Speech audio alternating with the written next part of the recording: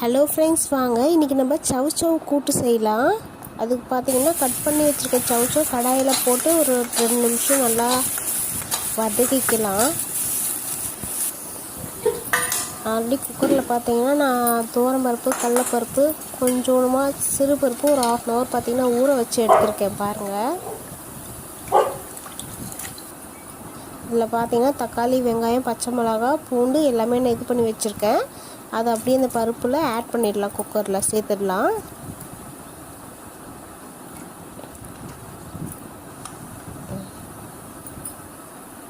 பச்சை மிளகாய் ஆட் பண்ணுறேன், தக்காளி ஆட் பண்ணுறேன். அப்படி பார்த்திங்கன்னா வதக்கி வச்ச சவ் காயம் அதையும் நம்ம சேர்த்துக்கலாம். இதில் தேவைக்கு ஏற்ற மாதிரி உப்பு சேர்த்துக்கலாம். கல் உப்பு நான் சேர்த்துக்கிறேன்.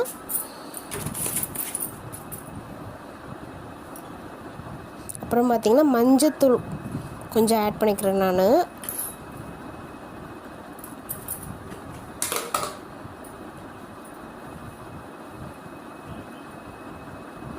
வீட்டில் அரைச்ச குழம்பு மிளகாய் தூள் பார்த்திங்கன்னா நான் 1.5 டீஸ்பூன் ஆட் பண்ணிக்கிட்டு நல்லா மிக்ஸ் பண்ணி விட்டுக்கிறேன். இப்போ பார்த்திங்கன்னா இதை க்ளோஸ் பண்ணிவிட்டு கேஸில் வச்சு ஒரு 5 விசில் போட்டு நம்ம எடுத்துக்கலாம். ப்ரெஷர் லீக் ஆகிடுச்சு பாருங்கள். ஓப்பன் பண்ணி பார்த்தோன்னே எப்படி பாருங்கள் ஆவி பறக்குது. நல்லா மிக்ஸ் பண்ணி விட்டுக்கலாம் சவ் போட்டு. இப்போ ஒரு கடாயில் எண்ணெய் ஊற்றி கடுகு, உளுந்தம் பருப்பு, சீரகம் போட்டு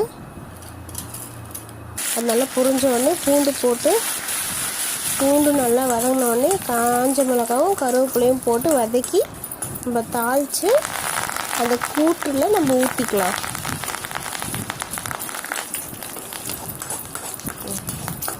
வதங்கிடுச்சு. இதை இப்போ நம்ம கூட்டில் இப்போ நம்ம இதை ஊற்றிக்கலாம்.